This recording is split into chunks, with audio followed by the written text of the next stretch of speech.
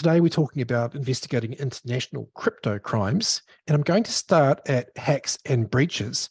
I'm saying there is an epidemic worldwide, regionally in each country, but worldwide, around personal identifiable information, PII, a piece of PII. So your identity at any cloud website is called PII. And that information has been hacked worldwide in the hundreds of millions.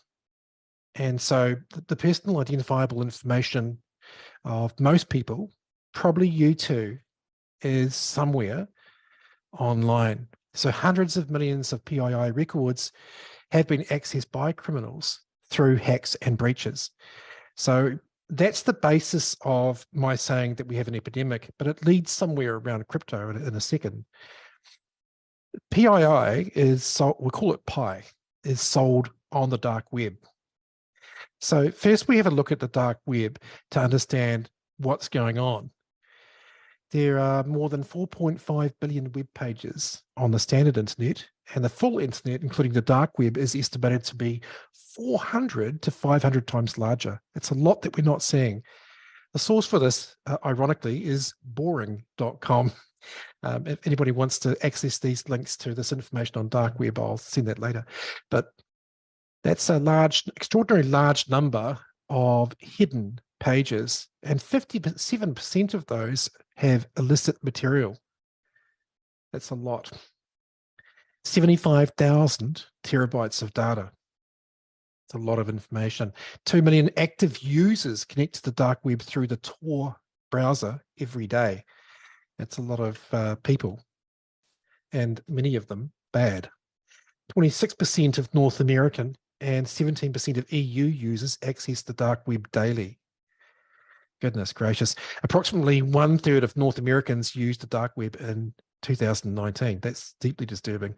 About 60% of the information on the dark web could potentially harm organizations. An estimated 2 to 5% of the global GDP is laundered on the dark web in 1 year. More than 75% of dark web sites appear to be marketplaces. The price for access to corporate networks increased by 61%.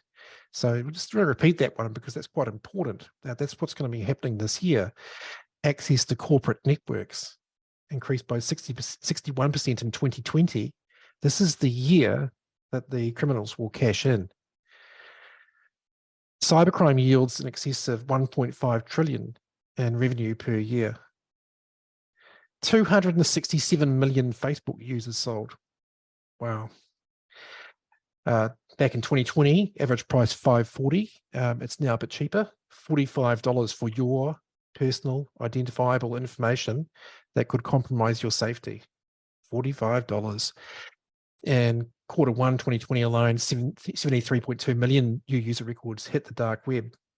These figures have been updated, and in fact, you'll find that across the cryptocurrency and blockchain industry with blockchain analytics, some reports have been done updating on dark web with some new stats. I've chosen these stats because I think they best reflect the overall sort of situation that we're in, to give you an idea of the kind of scale, and they do stand to be true. 164 million user records from a dozen major companies were exposed in 2020. 53% of organizations have had a data breach caused by third-party information theft. Wow, catch my breath. So in 2022, actually November was the biggest month and the biggest year for hacks and breaches. That's an epidemic. Here we have a report from the Identity Theft Resource Center, ITRC, 2022, right? So this is quite recent. 1,802 compromises, and we're talking about organizations. Look at the number of victims, identity victims, 422 million. So this is a verified official source in the United States.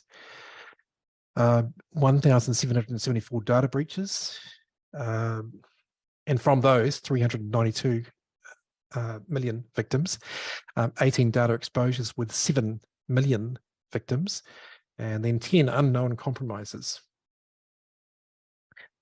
So those figures are just on the screen for anyone taking screenshots to get an idea of those numbers. So I've already spoken them, I won't repeat them. Public data breach notices don't normally include victim and attack details, so we don't know, in fact, the full extent, and all the figures that we have available are not the full extent. They are conservative and a part of what is actually happening. So what is happening is not lesser than, but greater than what is being reported. Disturbing is that both from organized criminals and from state-sponsored criminals both occur, that we have attacks on supply chains and on infrastructure. So the most disturbing thing is the attacks on infrastructure like hospitals, where personal identifiable information data and medical data is being stolen now. So this is not will be stolen, has been stolen. It has been stolen and is being stolen now. And this is a global phenomenon, but there are state-sponsored attacks between one country and another, where civilian infrastructure is being attacked by governments as well. So this is a national security issue for many people, where civilians are now being targeted to who work for organizations to get into those organizations. If you can find out the medical data of somebody, then you can compromise them. If you can get them into debt, you can compromise them. And I've had experiences of that with people. I can't say the names of the companies, obviously.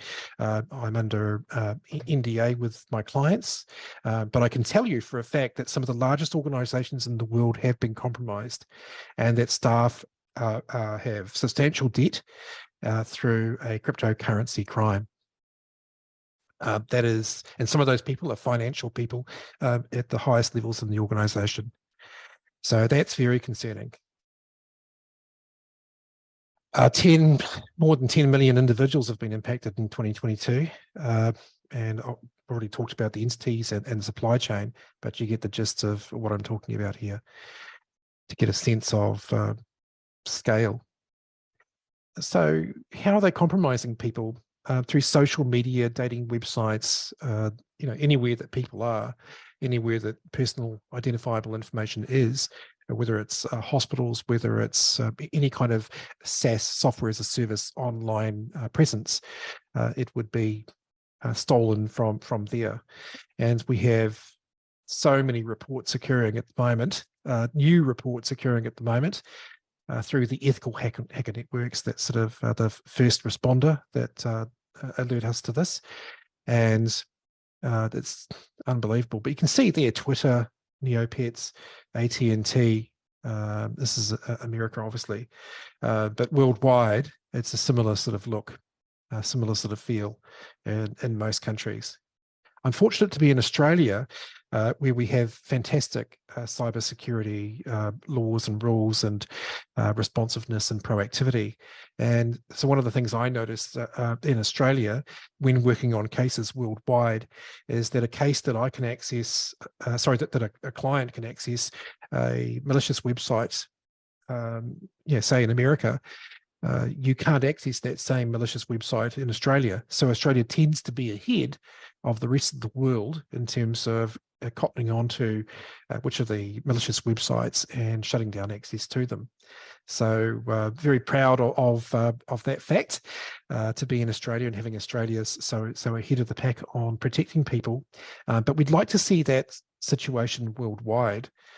Rather than bragging about it, we want to get behind IC3 in the United States and other organizations in India and other countries to make sure that we can all achieve the same thing, which is protect people from these criminals. So what kind of information is getting stolen through PII? The top 10 types of breaches and sort of number of incidents across platforms. Reported incidences. There are plenty that are not. This is from PC Mag. Obviously the name, the social security number. Obviously this is USA. Date of birth, current home address, license. I mean, with this information, you could do just about anything. Form a new identity, create debt, and there's actually a credit freeze service in the United States called Frozen PII.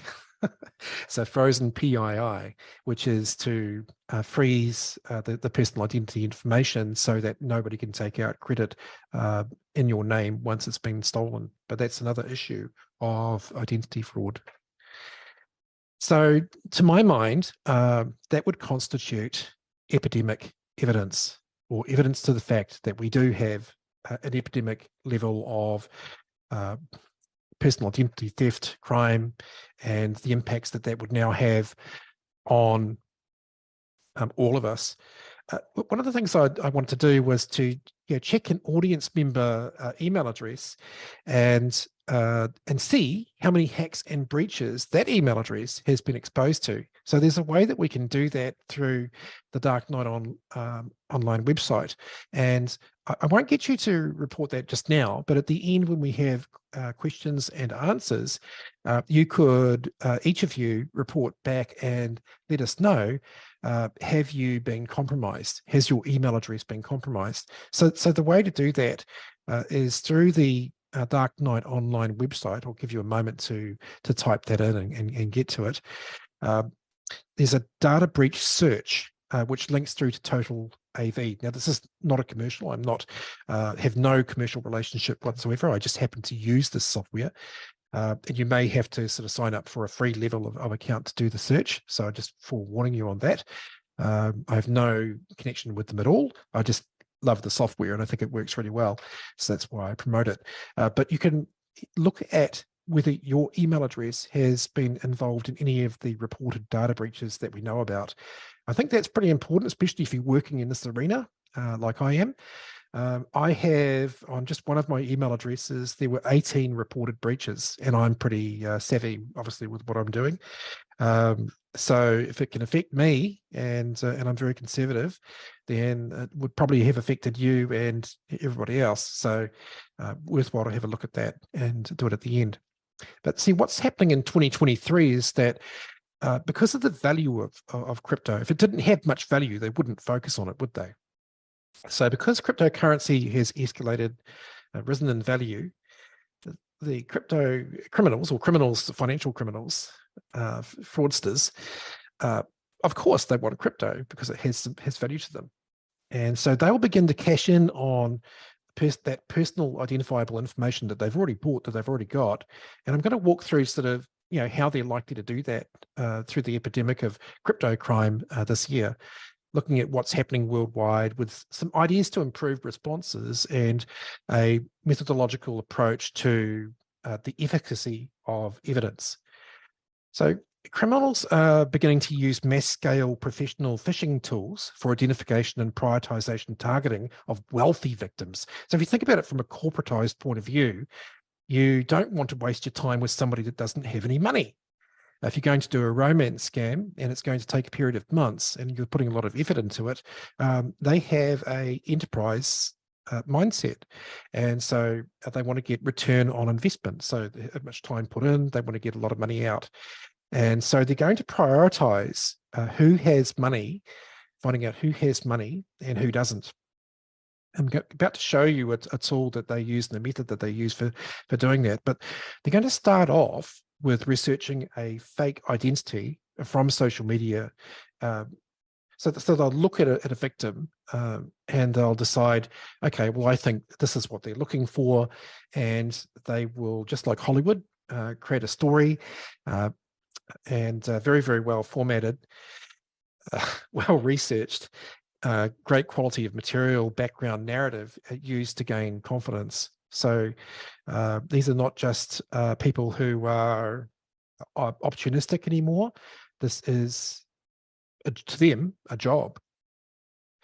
And so one of the methods that they're using to do this is by sharing a link. Now, what the link is designed to do with a smart contract, an ERC20 or Ethereum or USDT or any kind of cryptocurrency on the ERC20 protocol, which many of the stable coins and most used coins are, they're going to share a link that will read the balance of target. And so what they want to do is prioritize and rank the targets to then run a social scam, a romance scam, or some other kind of scam, on the victim. Okay, so they're going to share a phishing link to do that, but it's a particular type of ERC20 contract link, which I'll show you in just a moment. So this is happening on a mass scale, and it's happening just like a corporation would run it, very, very well organized. So that's why we call it organized crime. The victims will broadcast their cryptocurrency balance to the criminal network without being aware of this. Now, this is usually happening within a scenario that they're in a presumed romantic or friendly relationship with the criminal. And the criminal has used what's called pig butchering, which is to fatten up the victim, giving them fake profit, and using a fake platform, like a penny trading platform, which essentially they can manually enter figures into. And so it looks real, and it looks very, very professional to the victim. They think they're in a cryptocurrency trading platform. And in fact, they would have accessed this platform through a cryptocurrency wallet or exchange of some kind. And one of the biggest mistakes that's been made in cryptocurrency is that web browsers have been added inside the wallets and inside the exchanges to outside parties. And with the marketing and promotion of the cryptocurrency outlets that they are safe, the victims have taken that on board, and they're entering in details to links to what they think are sites that have been given permission by the cryptocurrency exchange. And so because that trust is implicit, they then act on that trust and will enter the link and go to the link, which looks like it's associated with the regulated and legitimate exchange. And so the criminals have just leveraged off the back of the weakness of the programming, of the understanding of the cryptocurrency industry in order to victimize on a mass scale. And as a person that comes from a technology background, you can look at my LinkedIn profile and see what I've done. This disappoints me greatly because if these mechanisms were designed with security in mind and safety in mind, this would never have happened to the victim. And so I think there's some culpability and responsibility for the cryptocurrency platforms. So the state of mind of the victim is they've made a bunch of money. It's fake money. It's just been input manually by the criminal to look real. And so they tell their friends. And you see all those little piggy banks there. Two of them have got targets because they're the wealthy friends. And so the form which we'll look at now, this is an ERC20 smart contract that connects to encrypt, and there are many of different types of these. So you can see here that the originating web address is Buying Wallet. This is for an American, a Chinese American client, and so the Buying Wallet is the fake exchange, and they've created a little link that you can link through, and it pulls through your encrypt wallet details. Right, this is non-custodial, meaning that it's just a link to balances that you've got in a digital enclave that's hidden. So what the smart contract does is reads the balances and therefore enabling on a mass scale the criminals to identify who has the most money. And they don't have to waste their time doing a romance scam on somebody that has a low amount of money. They can go through all your friends, and you think that you're telling your friends that they're making money, and see who's got money in the wallets, and then target those people with a romance scam, investing the time into researching the social profiles of that individual. Fun times, huh? Terrible. So when we look at a smart contract and what it does in ERC20, it doesn't do very much, actually. In fact, this is pretty much a little bit outdated, but it's pretty much what a smart contract actually involves. And so in the darker color, you can see the functions. So what it can actually do. And to a degree, on the right-hand side in the white writing, you can see what it's also doing, from and to, transferring, giving you some data from and to. But missing from all of this is what we want to look at, not what's actually there, but what's missing from this. And so an ERC20 smart contract could easily be adapted to include exchange ID, user ID, and risk metrics about both, right? Where it's come from, where it's going to, the risk of those, and the codified user identity that isn't the personal identifiable information, and couldn't be hacked or searched, but will lead to the individual. And that wouldn't be hard to include in an ERC20 contract without compromising privacy or safety. Why hasn't anybody done it? You tell me. It should be there as a fundamental.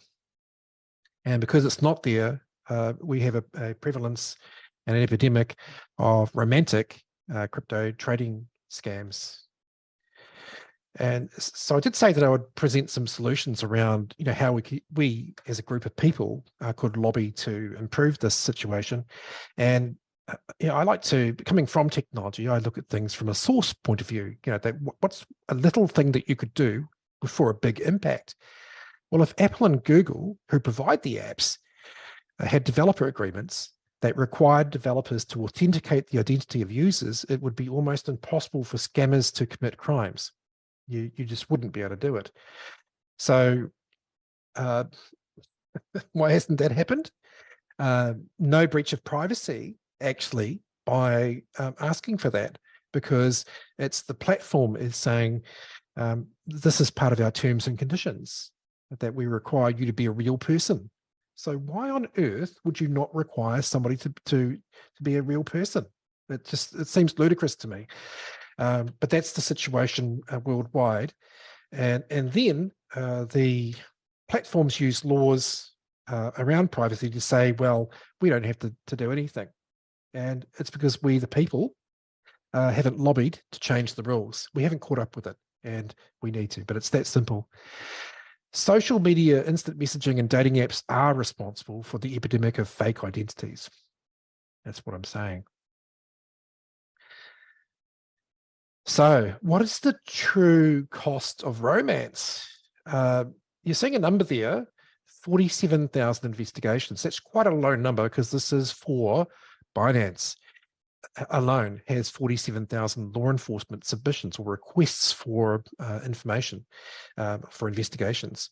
So let's just think about that for a minute. Binance alone, it's one of many platforms. It's one of the biggest ones, but it's one of many, has 47,000 law enforcement submissions.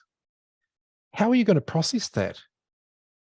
How on earth are Binance going to process that? Well, they're not. They don't have 47,000 staff. I don't know the exact number of staff they have doing investigations, but it won't be 47,000. It will be a very low number.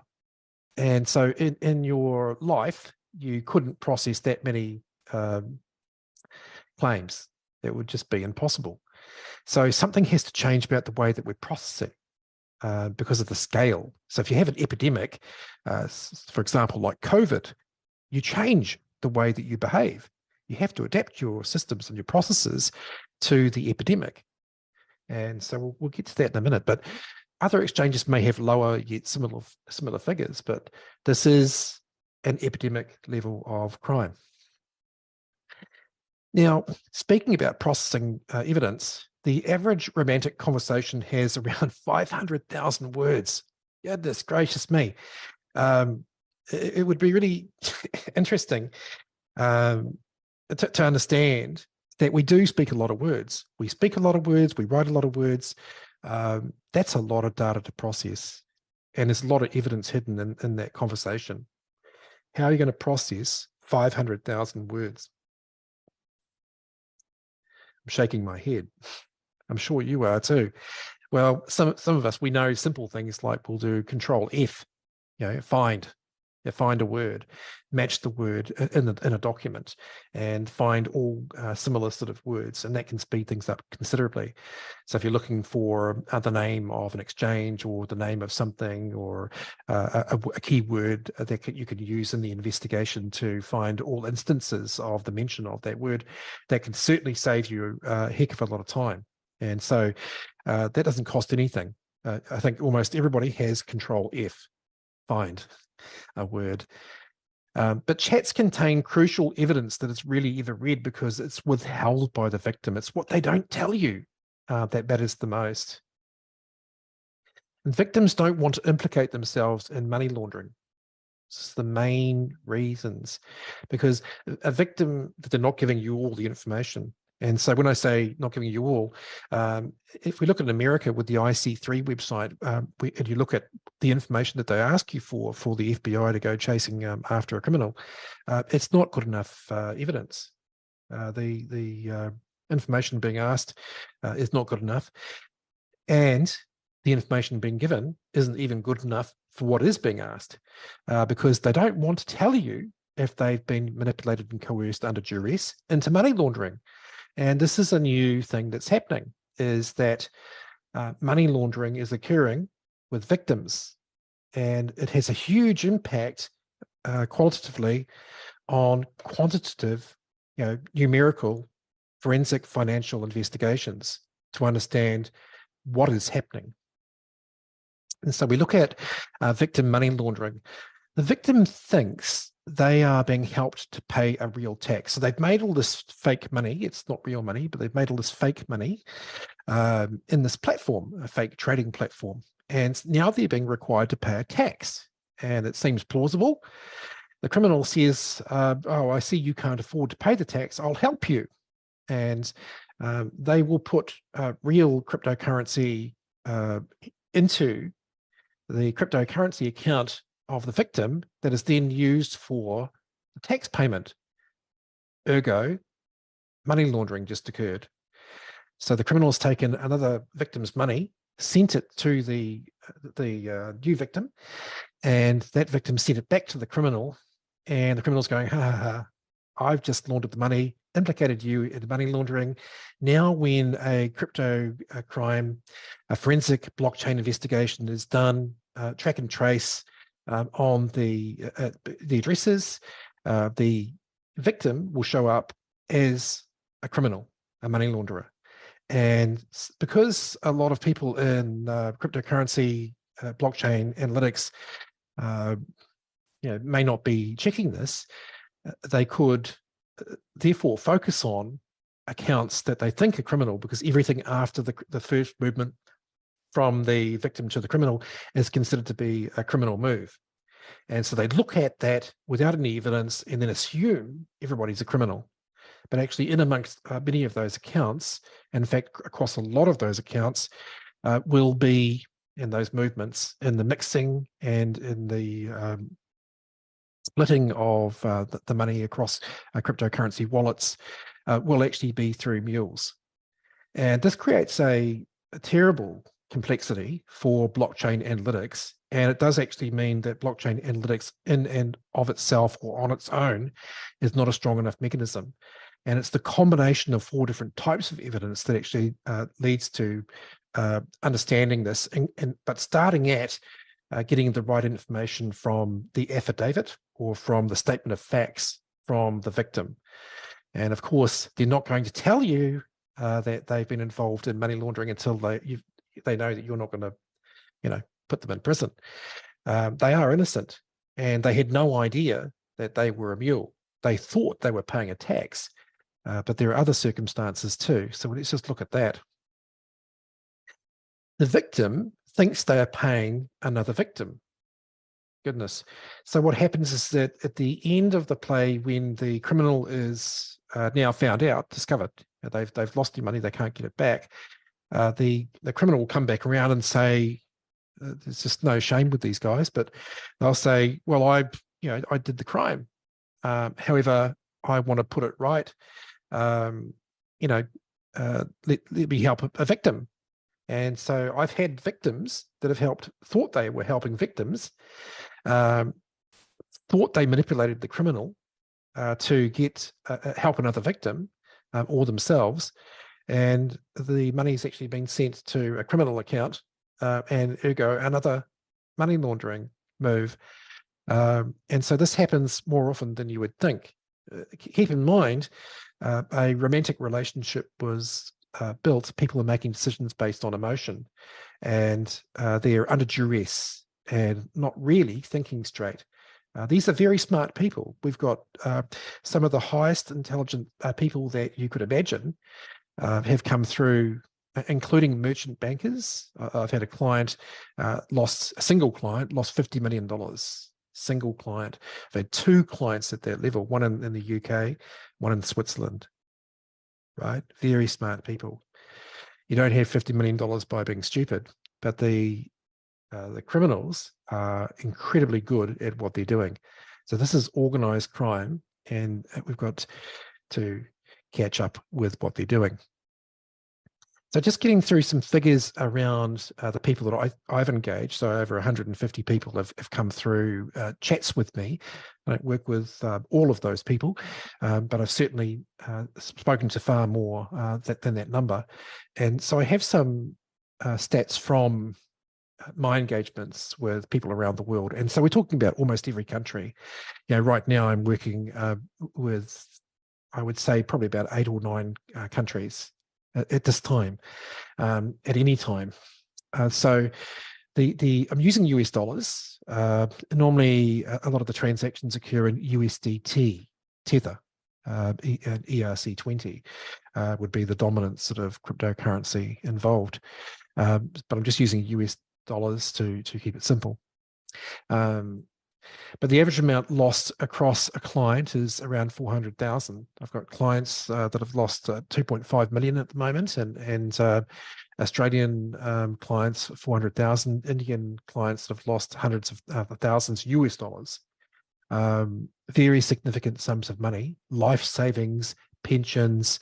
In the case of a client in Australia, an Indian family, the money was earmarked for the healthcare, and sadly, the person who the money was for couldn't have the healthcare and died.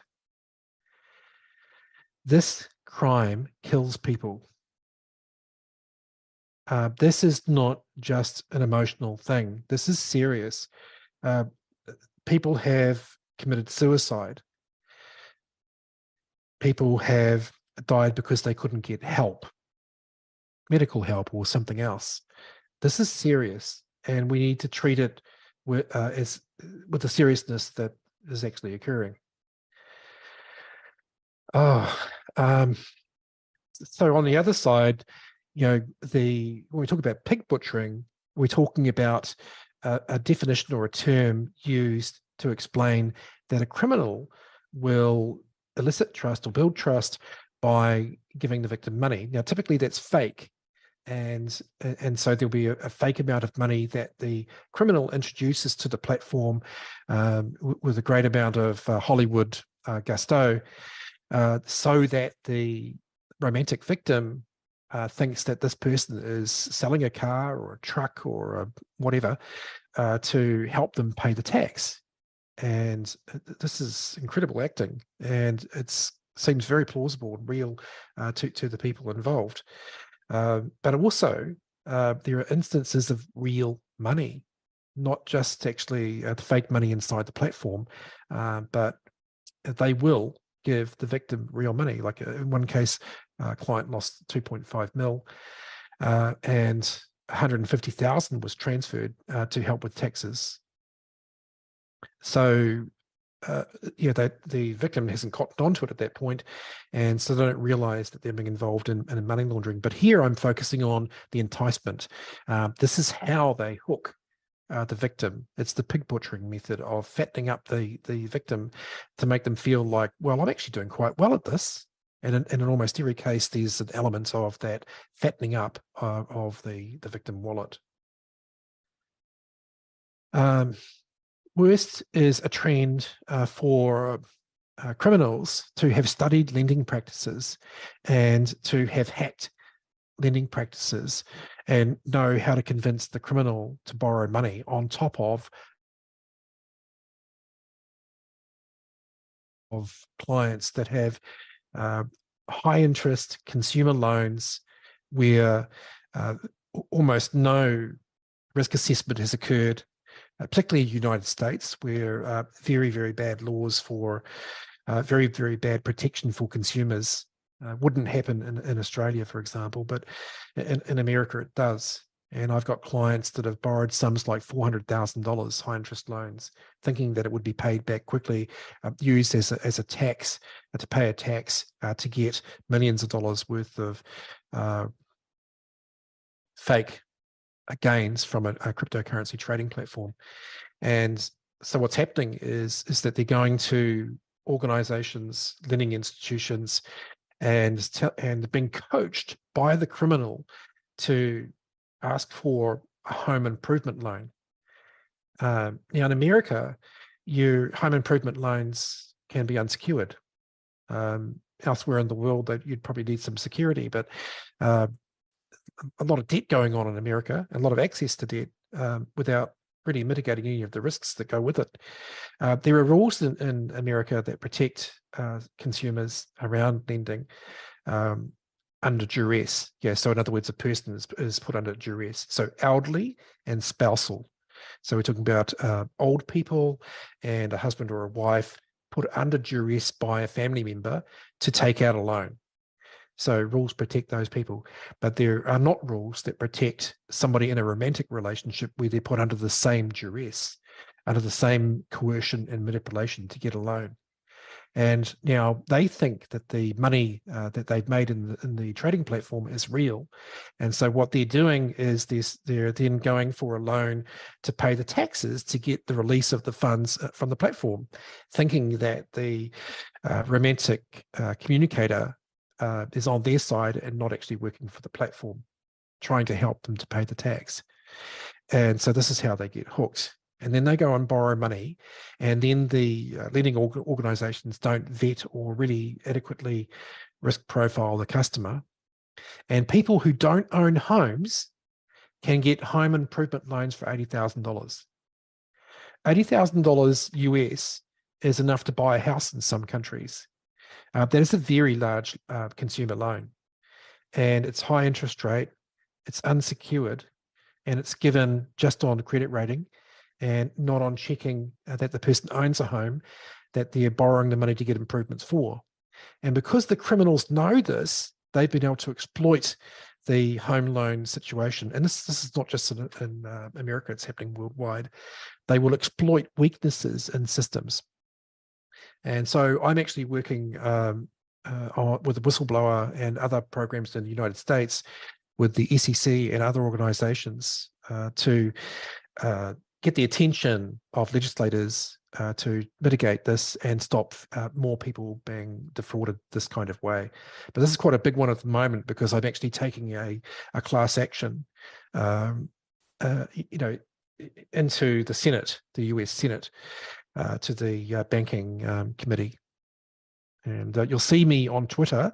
If you go troll through my Twitter comments, you'll see me on the fly there, engaging all kinds of people that I research to get their attention to try and resolve this for victims and stop future instances occurring. And I do that worldwide, not just United States. 3 months is about typical time that it takes to gain the whole of a wallet. And the criminal will go for the whole of a wallet. Remember, they phished, a PHISH, phished the balance details. They know how much cryptocurrency was there. They've studied your social media. They know quite a lot about you. And they've asked you a lot of questions and so they can understand your net worth. And they're not just going for your net worth, they're going for what you can borrow, and they're going for all your friends and your family. And in many instances, friends and family have loaned money and relationships have been destroyed. Family members are not talking to each other anymore. It's a terrible, terrible situation. And so there's a sort of a sense of they enjoy dividing families and communities. And that makes me deeply offended by them. And so one of the reasons I will work so hard at this is to try and stop that from happening. 4,100 public known hacks. A lot more than that. We're going to talk about real evidence because I said there was some evidence that was missing, and we want efficacy of evidence. And so let's have a look at how we go to the source evidence to discover secondary victim involvement in money laundering. How that occurs, we cross-check and reconcile the victim's written statement of facts. The first time a person gives a statement of facts, it's the most conservative, the one that would get them in the least trouble. But it's not the truth.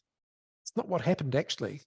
And you'll find that when you go through the source file and look at the overall chat, it's quite a lot missing.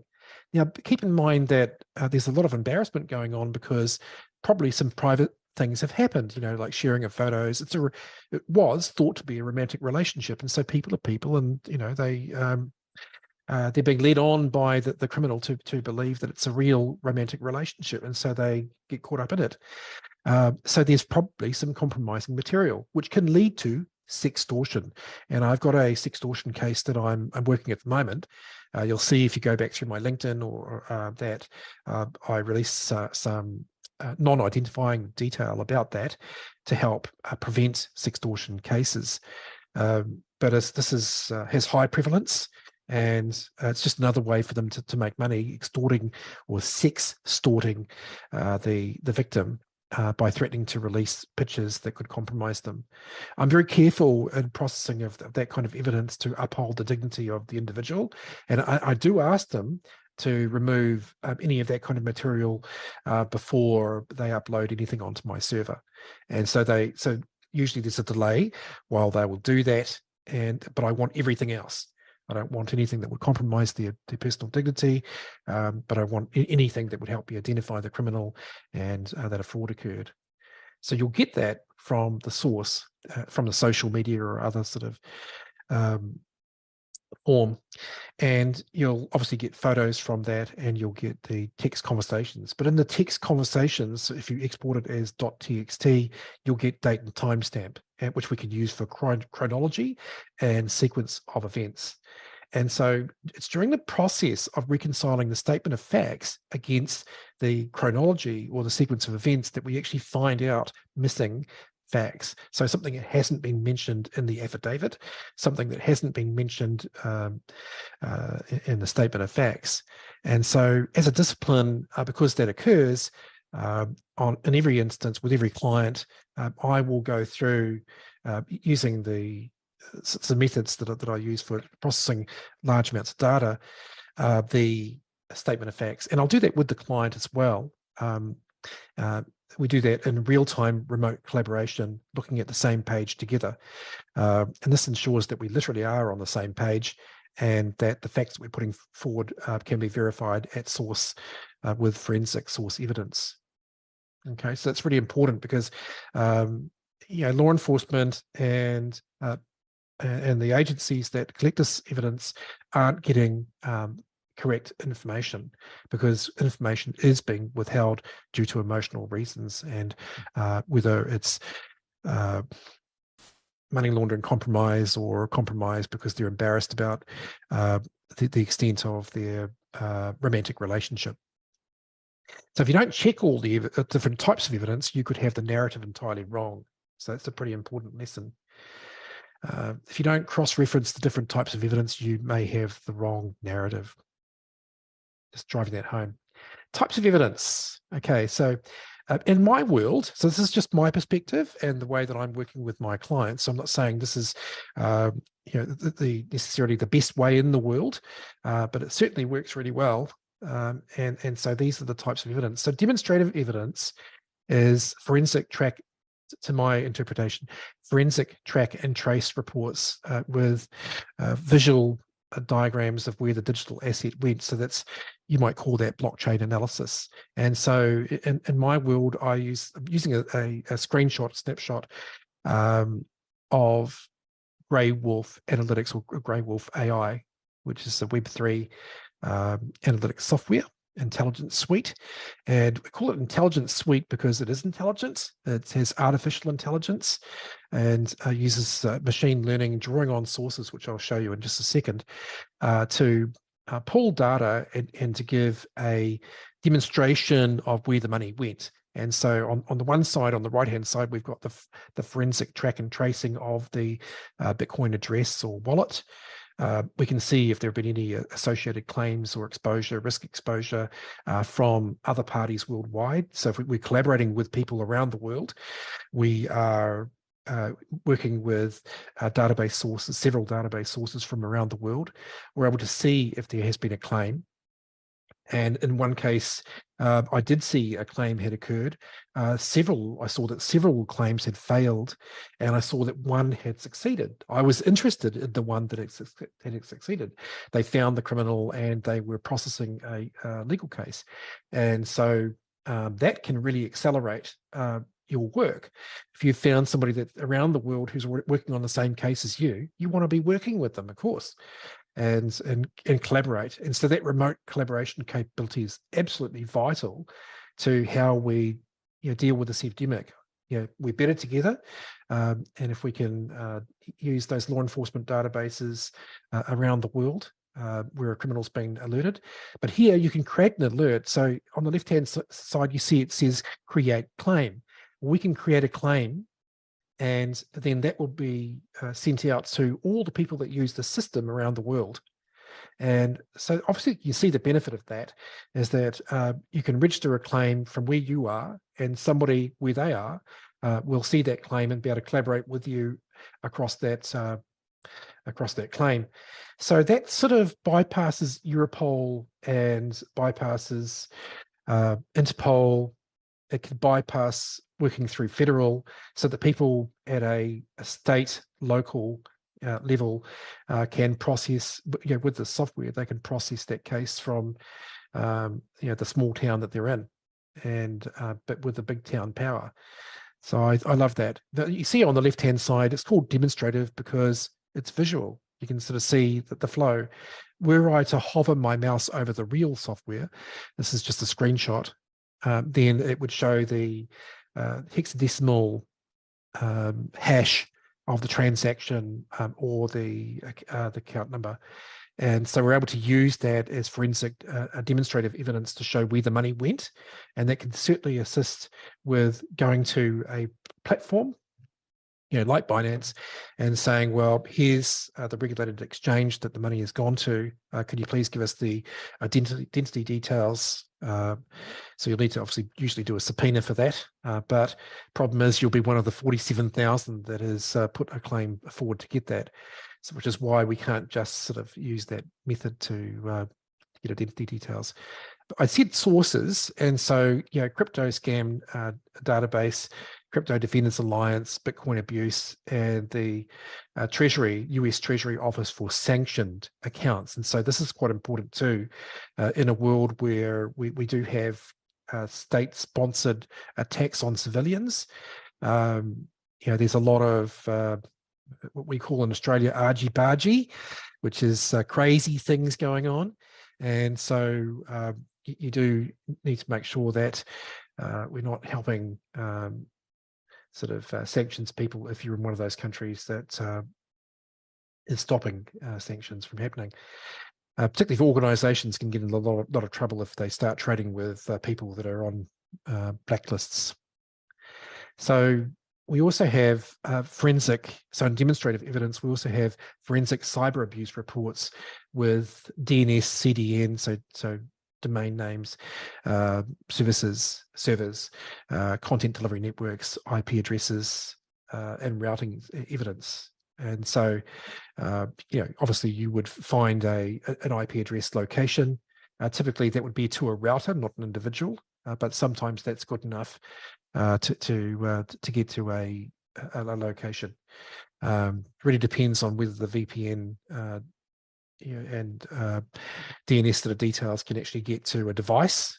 Sometimes we can get static addresses where we actually have a device, and sometimes we can find location details. So that could be useful. Details like this are useful. Who is information?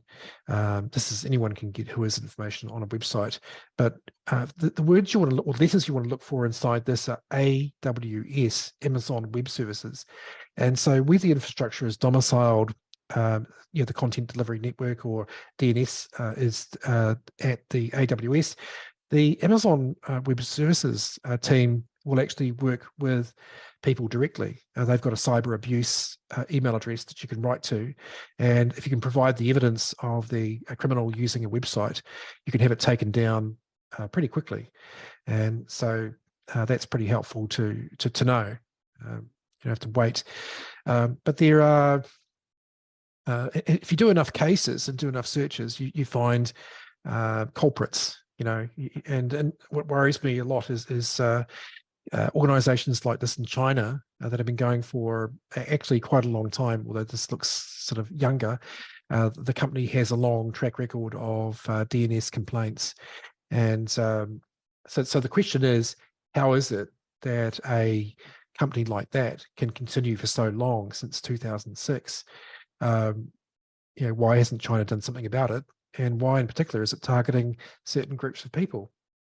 But a lot of criminal activity happens across particular DNS servers.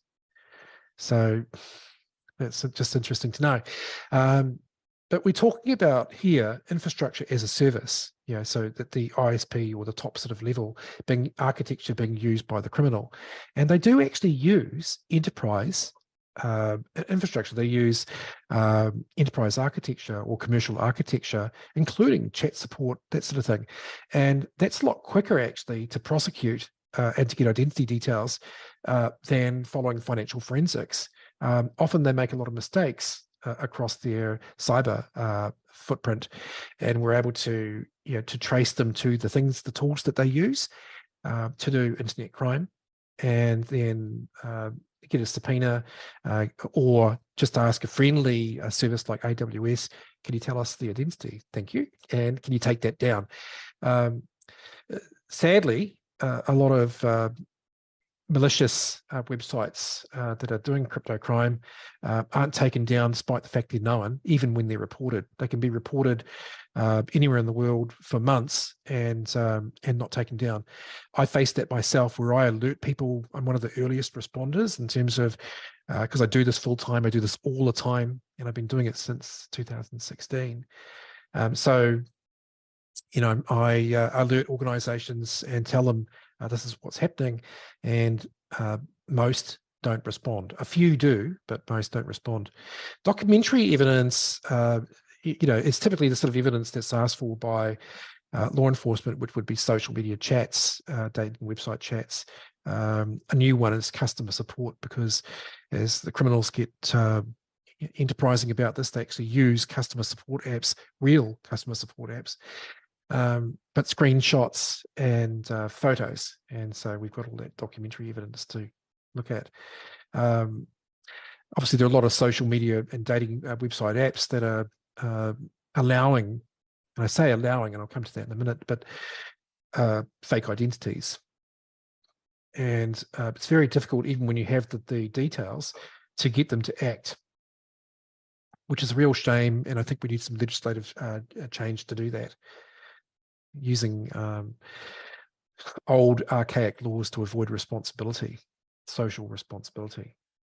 So within documentary evidence is statement of facts and the sequence of events. They go hand in hand. And here's an example of going through documentary evidence and checking it, where I've written to a gym in America, because there's a guy saying he's in Chicago. And so I've given all the details of that just to check it. And I basically call it turning over the stone. I'll turn over every stone on the beach until I find the crab. If there's no crabs, well, then we now know there are no crabs.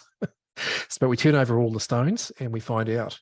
And so, the criminal was saying that I paid my gym membership by cryptocurrency. It sounded plausible. didn't happen, couldn't happen, they don't do it.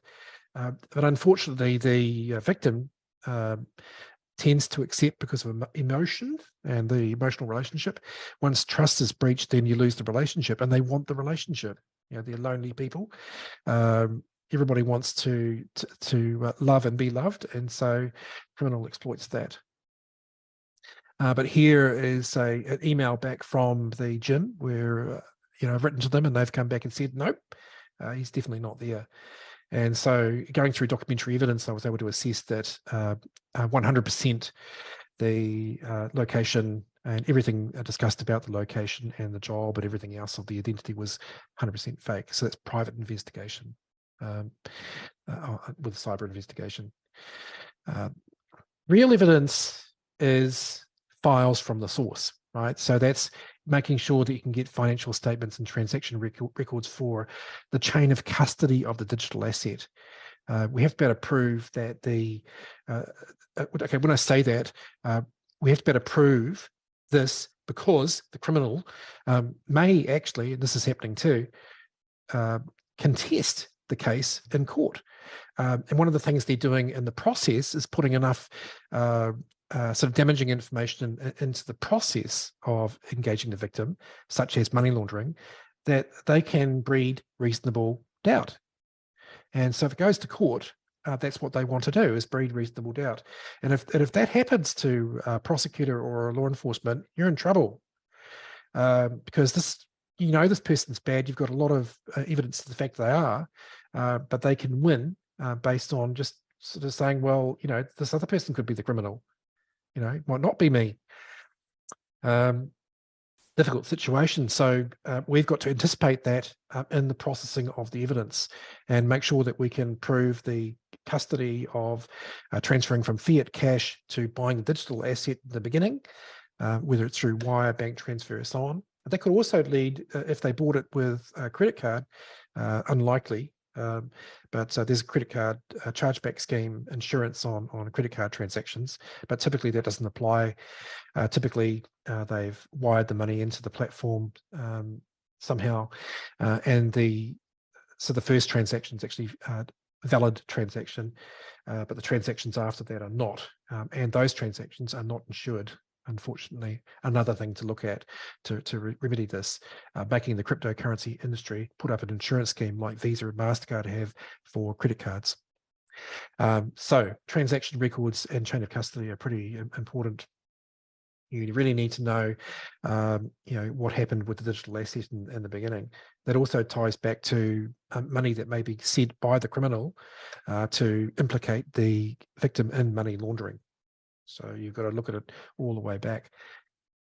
Protect the chain of evidence so that there's no faculty for the criminal for reasonable doubt. Testimonial evidence is expert and testimonial witness statements shared by people like me or you or so on.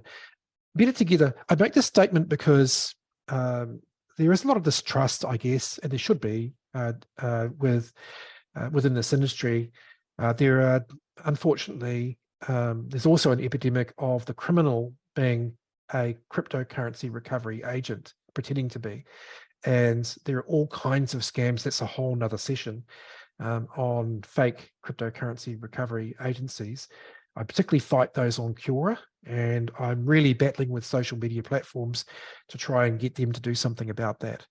And there's a work group at the moment on the civilian side where some standards are being discussed around proving that a person is actually on the right side of the law and not trying to scam people in the recovery process. But that's epidemic too, sadly. Here we're looking at a discussion on LinkedIn by Erin West, who runs the React task force. So Erin is a prosecutor in Santa Clara in USA. And I encourage you to look to her example, because what she's done is sort of decided this isn't okay, this isn't right, and the way that we're processing this isn't good enough. And so she's sort of looked at it herself and collected a group of like-minded people who have empathy and skill, who are in the arena, and said, well, why don't we try and improve this together? Why don't we sort of deal with this together? And here in this message, she's complaining about, law enforcement, but empathetic to law enforcement, wanting to help law enforcement through a methodology of educate, seize, and disrupt, right? So we've got to educate prevention. We've got to educate cure. We've got to seize the assets and return the funds to the victim, and we've got to disrupt the criminal organization. And so I completely agree with Erin. I'm a big fan of Erin's work. But there are a number of people out there like Erin, like me, including in India, including the gentleman that created this session. And so everyone can be heroic by stepping up and saying, we must do what we can, what we reasonably can together to change this. And so for that, I want to put together a pilot program. And I'd like to, for those that are interested in being open-minded to come into a pilot program, then it would be a paid pilot program, but have some free resources and plenty of support to prove these methods actually work and get results, giving access to the software and setting up a medium-term to long-term approach to partnering together to take this on and defeat it. But with highly skilled people and support to make it better together. So standardized procedure. Every single one of you will have great ideas. And when you add those together and take them into account, the whole thing improves. And so part of what I'm trying to do with my website is to prepare to share that information as well. So it would be great to, for those that are interested, to talk to Nicole about potentially coming into a pilot program, or myself, and let's improve. In fact, why not put India in the lead? India is really proactive. India is innovative. Wouldn't it be cool if India could take the lead? Next, we're going to go to the Q&A, and I will be giving you access to some tools and resources through the Dark Knight Online for free. That you can look at the website to get those. But Nicole, you might like to introduce the Q&A element for questions people have. Yes. So first of all, I would like to thank you for such a wonderful, insightful session. You have covered almost every aspect of the investigation, and every aspect of what are the modus, and overall your deep experience of handling this type of cases. And I will just post the feedback form and request the audience to fill the feedback form. There's a question which is coming from Neil Madhav. About physical flow of cash in crypto scams.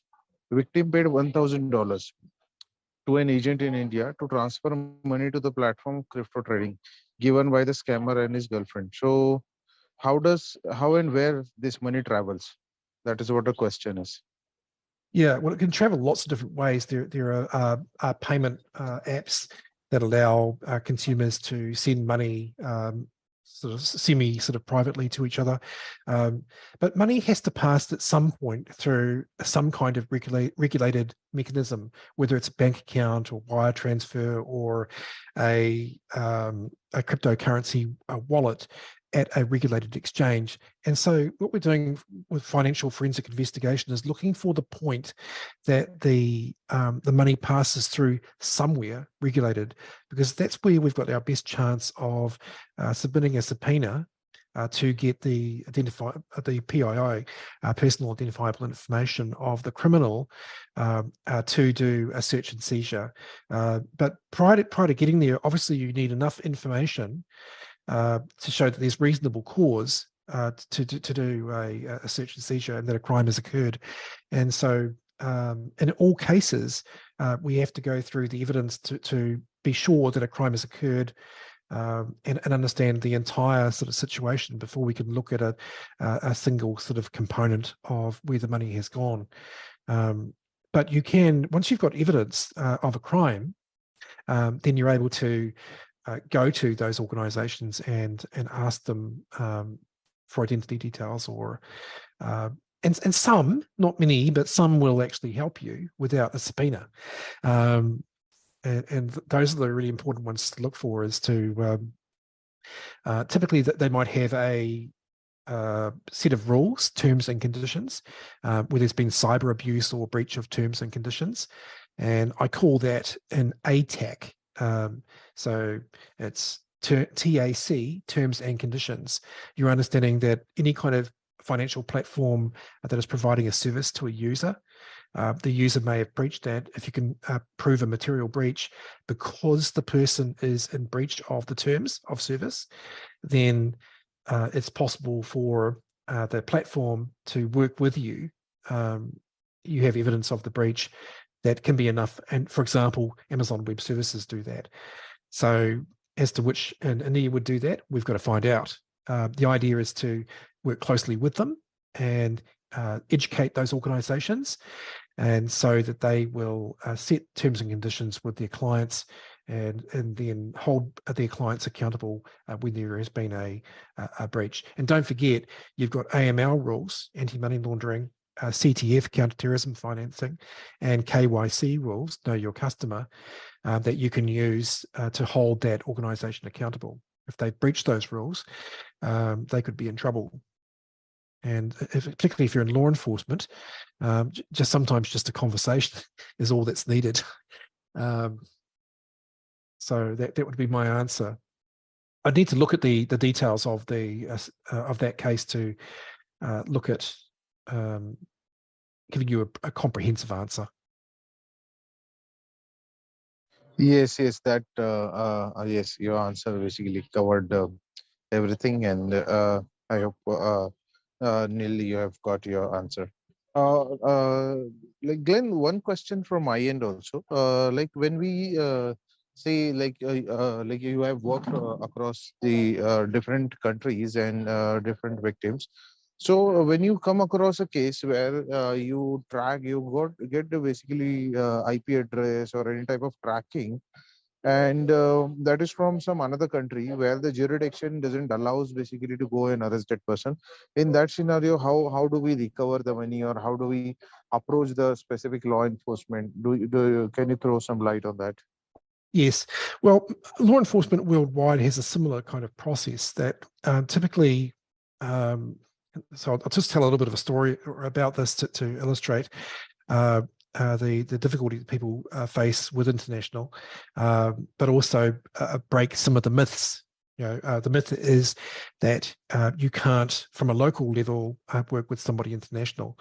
There are procedures where first a crime would be reported at a local level to state police in most countries. And that does need to happen from a criminal prosecution point of view, anywhere you go. That would be fairly similar. But then if it's crossing a border, it would normally go to federal or national level in most countries. And so it may have different names, but it's the same sort of system. They tend to mimic each other quite closely. And so if it goes to a federal, now normally local don't know that, for example, to do an Interpol or a Europol order, that's done locally. So what typically happens is that the local police officer who hasn't been trained doesn't know that they can do an Interpol order, or that they should have the paperwork for it locally, and then fill that out, pass it up to national, which is federal, and then federal would take it on to Interpol, Europol, or an international body. So in every case, you've got to start at local because you need to get it in the system, and then you've got to work your way up to federal and national, and then from national to international, and then it goes back down exactly the same way into the other country. And so if you found a jurisdiction is, say, Singapore or Indonesia, then it's going to come back down through national, federal, and down into state or sort of regional, local police, who would actually go to the location and present a search and seizure warrant. So part of that administration process is obviously really long. It's got a long administrative cycle. there's an epidemic going on and far too many submissions. Departmental rules mean that there are prioritization of bigger cases or important cases, and just tons and tons and tons of victims are falling in the gaps. And so in Erin West's case in America, what she's doing is sort of saying, well, actually, we can work international. She's just broken all of the mythical rules and is working directly with the US Secret Service and most of the FBI and all the sort of agencies. And I think you sort of find that when you start talking with the agencies, they want to be involved and can be involved. And so what we're doing is we're initiating an interagency conversation about the workflow and about how we can work together in the workflow. And so a really good thing to do to resolve that international issue with jurisdictions is first to resolve the local jurisdiction issue about how interagency resources can be used to treat international cases. I mean, for example, you know, on the cyber side, taking down a website is as simple as sending a cyber abuse complaint from a local police station to Amazon. And as long as the evidence is presented the right way to them, they'll take down the criminal website. So that doesn't need to go through a specialist sort of bureau, as if the local people had the format for and the address for writing to Amazon. You could take down a website within a few days. It needn't be sort of waiting to go through a big, long process, but it's a matter of having an administration process for that. When it comes to recovering of the funds, laws are fairly similar internationally as well. And if you can build a relationship with a reciprocal agency more directly rather than going through Interpol or Europol, you can bypass the backlog and work with a federal agency. Because this is all new, it's evolving and we're all learning, there'll be early adopters, so people that are really kind of, you know, like here in Western America. In every country, there are early adopters. For example, I have a lot of people connecting to me in Taiwan. There's a prosecutor who's very, very enthusiastic about learning, collaborating with countries all around the world to improve his knowledge, and wants to accelerate the collaboration process internationally, not through Interpol, Europol, but directly. So it's finding those key people. And so part of what I'm doing on my LinkedIn profile is every time I see someone like that, I add them and connect them, and then I try and connect people with each other. So with my clients, I have a pool of people around the world that I can work with in countries, and also from the victims, because the victims are engaging people, their local law enforcement or their prosecutors in their own country. And so I build up a network of connections through the victims, actually.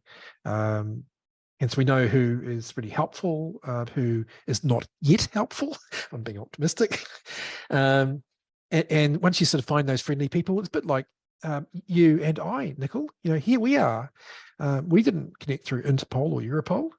We connected to each other on LinkedIn, and here we are trying to change things, right?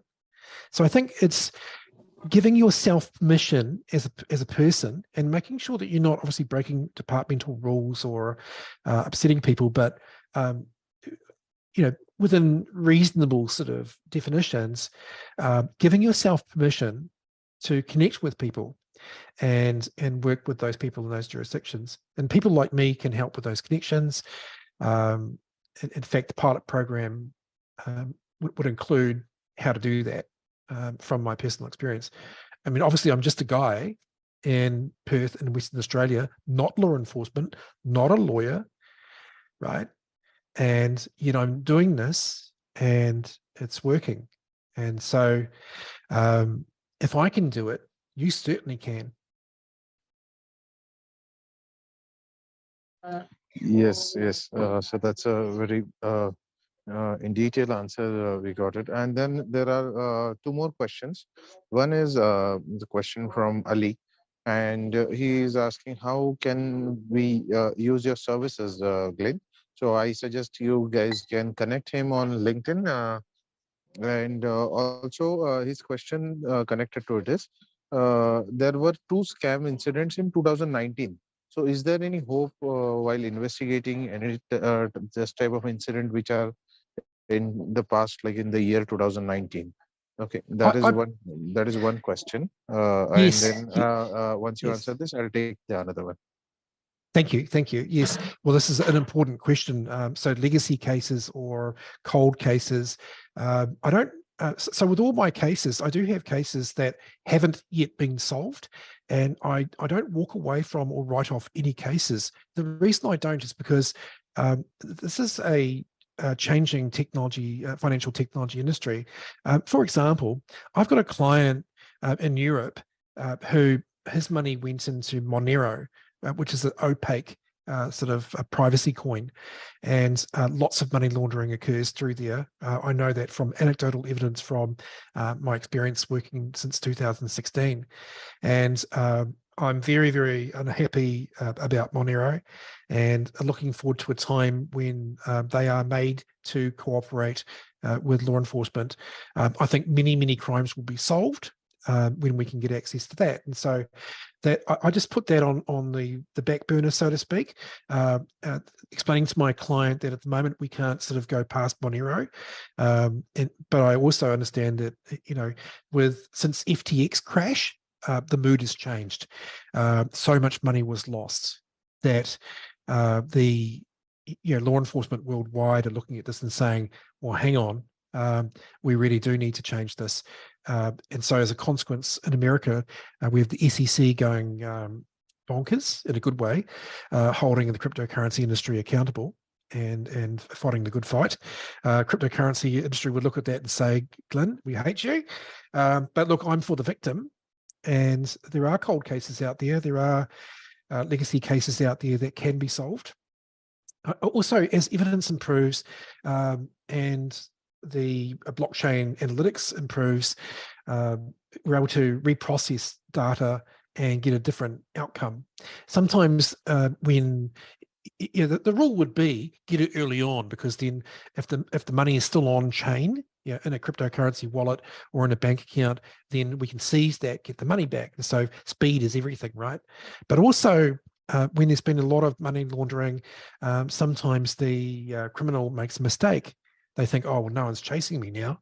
And so some of those legacy or cold cases can be quite exciting, because you can pick them up again, reprocess them with the new technology, with a new approach, and get efficacious or good evidence from it. So I don't write it off. I think we just have to be disciplined in a forensic approach, document everything, hold cases, and then as new information comes to light, particularly as people begin to collaborate worldwide, because we're just beginning to collaborate, just beginning to share information with each other. Then suddenly, you 6 months down the track, you put in the Bitcoin or the Ethereum address, and suddenly there's a report, right? They did something, and somebody caught them, and you've got a record in the system, and so now you're alerted and you start it up again. So, but this is just about keeping really good records, right? And then we can go back after them again.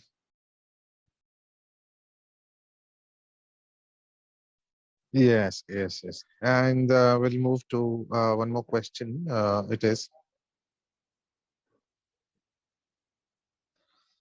okay, which countries are mainly involved to provide base of operation or host for crypto scammers? For now, we think it's China, Cambodia, Ghana, Nigeria. That is what the question is. Is this correct or not? Yes, well, I can only speak to my experience, and I can't speak to anybody else's experience. But as the further I get into cases, the deeper I go down the rabbit hole, the more I'm seeing from Asia. Even when there's a smokescreen of trying to pretend that it's from Brazil or somewhere else, there are a lot of smoke screens that are put up. But ultimately, there's a lot coming from Asia. And actually, I showed you a China server where I've seen a lot come from a particular server in Shanghai. And that sort of, I found that quite difficult to deal with, actually, because one of the other companies that I've owned that I'm now sort of selling or closing down, RC in Asia, you'll see it on my profile, sort of promoted trade with China. And so I've been all for trade with China and expert in China commerce systems, helping many businesses to launch in China. So I understand China commerce, China systems, China technology, Chinese culture very, very well. And so it's sort of quite heartbreaking, actually, from that point of view, that a lot more of the or percentage of the crimes are coming from China. Now, so I asked that question earlier.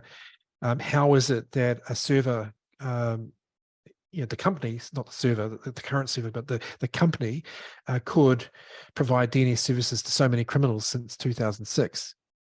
And I have asked the Chinese government for an answer to that question on Twitter, and of course got no response. I didn't expect to get a response, but I'd like to know. And is it just because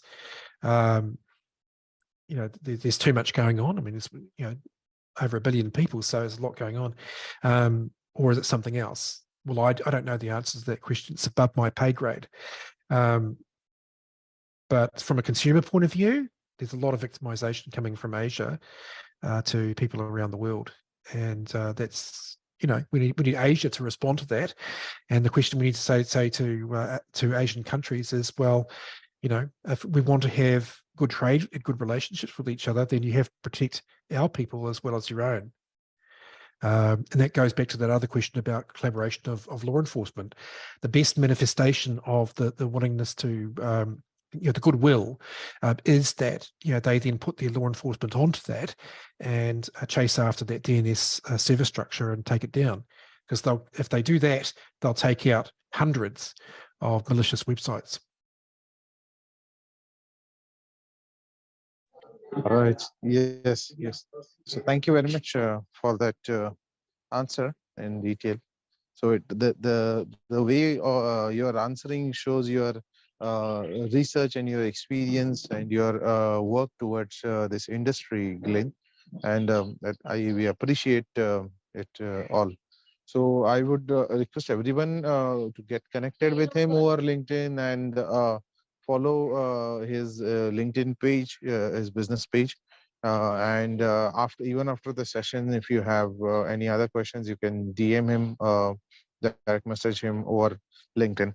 Glenn, a final message, if you want to give it to this audience, what it would be if you want to give a final message for today's session or a closure statement for today's session, what would it be? You're not alone. We're in this together. I care about India. I'm working with India clients right now. I would love to support law enforcement, those that are willing to take some risks in terms of being an early adopter on new technologies and new approaches to work across real clients, victims in India, real cases. For example, one that's with Mumbai Cyber Cell. And so where I want to make sure that the best evidence is put forward and the best approach is put forward for that victim and for all. But I think we have to practice together across some real cases and solve them and then prove the results. And that's the point of a pilot program. So, I'm saying in closing, we're in this together. We're a global family. We're all human. We all make mistakes. We're all trying to improve it. We'll be graceful towards each other. We'll be patient. We will fight these criminals together. We will stop the epidemic. And we must have faith in our abilities and each other. That's my message. Thanks for allowing me to share it. Thank you very much, Glyn, for your wonderful, valuable time and this wonderful insights about how to investigate this crypto crimes, and your wide experience has really helped a lot. We can see a lot of appreciation from the audience also. Like they're thanking us basically, and they're keen to keep building on this to restore the dignity of victims, catalyze actions, and make this crypto space safer for all. That is what someone has commented, and Larry has commented. Very interesting session. Thank you, Glenn. Yes, yes. So there are a lot of thanks which Thank you. are coming on. Okay. Neil has posted something. Is it a question? I'll just check. Yes, yes. So he's saying that he is also studying this topic for more than 2 years, and then your inputs are helping him, and the statistical ways of like presenting has really helped him. So really, this session has been helpful to many, and we have rolled out a feedback form also. So please don't forget to fill the feedback form. It helps us to improvise the sessions, the upcoming sessions. So every weekend we have such experts like Glyn coming in, and you can subscribe to the YouTube channel also so that you get notifications. So thank you very much, Glyn, today again for your time, and thank you very much for connecting with Cybersecure India and this wonderful audience. Thank you very much to the audience also. Thank you to you. Thank you to all the people that are fighting. Thank you. I don't take you for granted. I know that the work is difficult, but I thank you for your passion and your perseverance. Thank you. Thank you. Yes, yes. Thank you very much once again from the wonderful audience, in behalf of our audience, and in behalf of Cybersecure India. Looking forward to working with you. Right. Indeed, I'm excited to work with you too, and grateful for the opportunity. Thank you. Thank you. So by this, we end today's session. Thank you very much, everyone, for joining. Kindly fill the feedback form before leaving the YouTube live stream. Thanks, everybody. Thank you. Bye. Thank you. Bye-bye.